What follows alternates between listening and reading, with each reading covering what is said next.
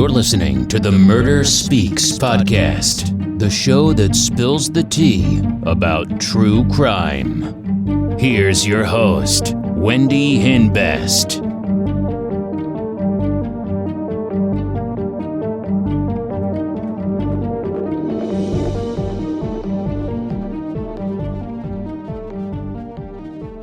Hey, welcome back to Murder Speaks. I hope everyone's having a great week. So today's real crime story is about 22-year-old Veronica Navarro. She grew up in Rio Bravo and moved to Austin, Texas. She landed an internship at St. David's Hospital. She spent summers in Austin, Texas visiting her cousins. She started dating an old friend, Chris Kashimba. They dated off and on for 2 years.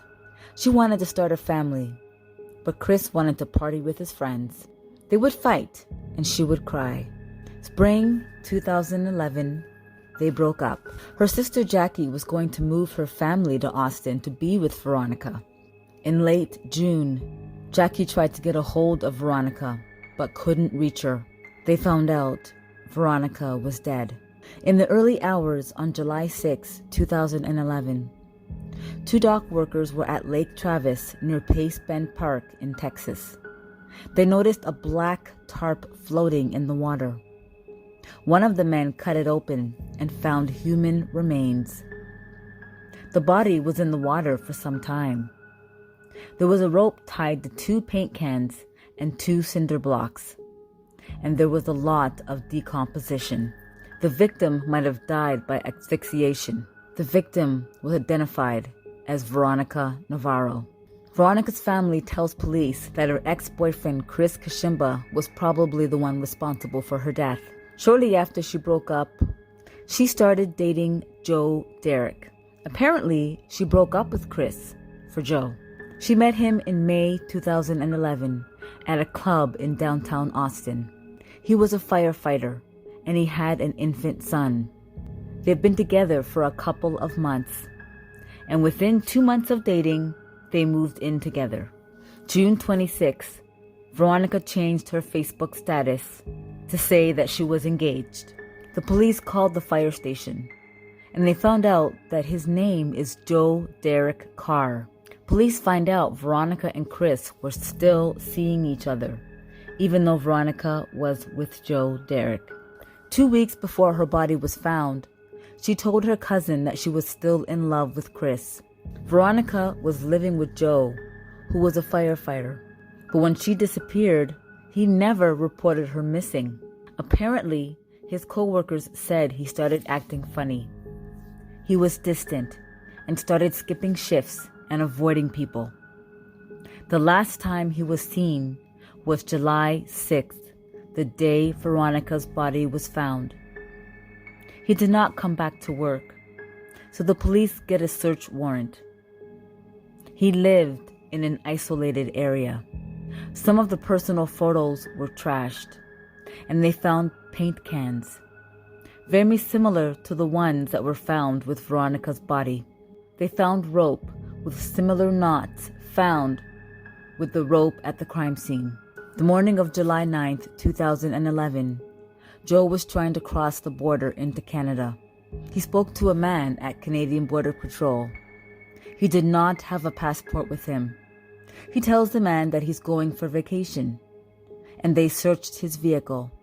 So the man at patrol called his employer, and Joe Derrick was denied entry into Canada and was arrested. He called his mother. Joe Derrick. Hey. Joe Derrick. Mom. Are you all right? Yeah, I'm okay. Joe Derrick, did you kill Veronica? I'm in the Pembina County Jail. I just had a warrant out for my arrest. Tell me, did you hurt her? Yes or no? It's 308 Courthouse Drive in North Dakota. Did you do anything wrong? No, not today. His mother asked him if he killed Veronica, and he didn't really answer the question. Joe Derrick was charged with tampering with evidence and murder. He pleaded not guilty to all the charges. His trial began February 13th. Hey people! If you like gaming, check out Michelin gaming headphones. Great sound quality, super comfy, and not expensive at all. If you're decorating your room and looking for ideas, check out Kiko's smart LED strip lights. My daughters have these in their room and they love them and they look fabulous. They're easy to install and comes with a controller, and it works with an app as well. But don't just take my word for it. Go and get your own. UB-size selfie ring light and stand comes in so handy when I'm doing my videos. It's easy to use and has 3 different light tones, so my videos come out great. My phone fits perfectly and it's stable and lightweight, so it can be moved around easily. Great bang for your buck. I just love false eyelashes, especially on a night out. Check out Nucali false eyelashes. They are easy to apply, come with many pairs you can use more than once. Totally worth the money. More information can be found in the show notes. If you're a true crime addict like me, check out my store, crystalkiss.com, for some murder merch and start killing it. So many designs to choose from at a great price. You can use discount code MURDER15, that's MURDER15, and save 15% off your entire order. And for US orders only, order 3 or more items and get free shipping. More information can be found in the show notes. Back to Murder Speaks. Investigators confirmed her ex-boyfriend's alibi. Chris Kashimba was cleared. Joe Derrick's ex-wife had a protection order against him for hitting her and killing 2 of her dogs. He cut off one of the dog's tail in front of her and strangled the other dog. Former girlfriends testified that Joe was jealous, controlling, and abusive. Investigators checked Joe's cell phone records. Joe called Veronica 40 to 50 times a day. However, the calls stopped Monday, June 27, 2011, because he knew she was dead, and his cell phone pinged all the cell towers around the lake where Veronica's body was found. February 12, 2014, he was sentenced to 60 years in prison. I know what I did and what I didn't do. How did you discover her body? Where was it? We were having a housewarming party, and Veronica went to bed before I did. By the time that everyone had left and I ended up going into the bedroom, I got the light off. And I go to crawl in bed, and the bed's wet. And I'm like, what the? So I get up, and I turn on the light. I'm like, Veronica, what in the? And I see her, and she's laying on the bed. She's got this blank stare on her face, and she's like... So I say, Veronica, Veronica. I jump over to the bed and I try to move her, and she's kind of stiff and she's cold. I'm seeing it all over her face. There's orange juice. She was drinking screwdrivers that night. So I'm trying to clear airway, you know. I'm like, maybe I can get some of this vomit out, you know. I'm thinking the worst already. I'm thinking, man, I don't know how long she's been here. I don't know what happened. I'm there at the house all alone. I'm thinking, if I call 911, about 3-4 ass are going to show up with the exact same qualification that I have. So, Joe, let me just stop you right there. Put her in a car and take her to the hospital. Why didn't you do that? It sounds good. I wish it was that easy. I wish my brain was working right that night. All these things are going through my head. And so my decision that morning was to rush off and go to work. I'll deal with this later. His reason for not calling the police when he woke up and supposedly discovered that she was dead, died of natural causes, is ridiculous. I mean, he says like he found the body and he just went to work and I'll deal with it later. What? I basically slept at work all day. When I went home at 7 o'clock, she hadn't even been 24 hours dead yet. I had gotten contact with this other person. I told him what happened, and he's like, dude, you're gonna get blamed, you know? We gotta get rid of her body. But what did this unknown person say to you that was just so convincing? I don't really remember the inspirational, persuasive speech that was given to me. All I know is that's what I found myself doing. Did you put Veronica's body in the lake?